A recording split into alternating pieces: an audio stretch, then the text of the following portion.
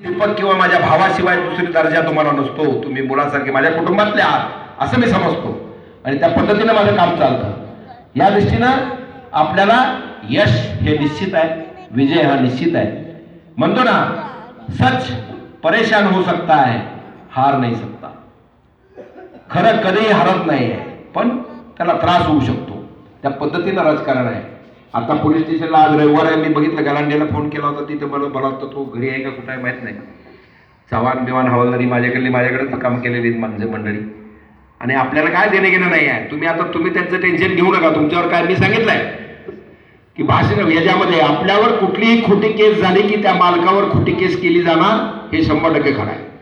त्यामध्ये ते कसं कोण दाखल करून घेत नाही ते मी बघाल, परंतु त्यांनी दरोड्याची घातली, कुठं घुसले आमच्याकडे, काय नेलं म्हणलं की त्याला घुसलं आपण नेलं म्हणजे उलट सुरू करायचं आपण आता, कारण लोहा लोहे को काटता है।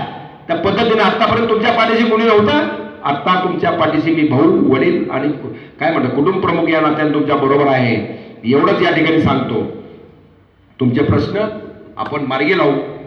पैशाचा विषय त्याने मला सांगितलं, मी तुमचे फॉर्म घेतले, एसपीएमचे सुद्धा घेतले होते, फॉर्म घेतले तर मी पैसे तुमचे जी काय म्हणतात कंपनी फी असते ती सुद्धा देऊ नका म्हणून सांगितलं। बरोबर आहे का? मी फाडतो पावत्या, मी करून घेतो संघटन, मी करतो काय करायचं ते। तुम्ही मला काय त्रास व्हायचं तुझा, मी म्हणजे पैसेवाला असेल तर भाग नाही, पण ते परमेश्वर करेल काय करायचं ते।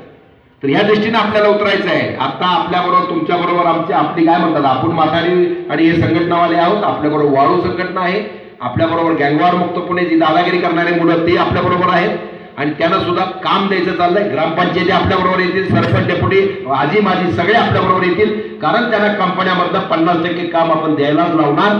यामध्ये काही कारण नवले गेल्या वेळेला फिरलो बऱ्याच ठिकाणी, परंतु परत आमच्या मागे ती भोंगा लावण्यासारखा लावल्यामुळे आम्ही आमच्या इन्क्वायरीमध्ये थोडं अडकलो होतो, परंतु आता हे सगळं संपलेलं आहे आणि तुमच्या सेवेसाठी मी सदैव तयार आहे। मी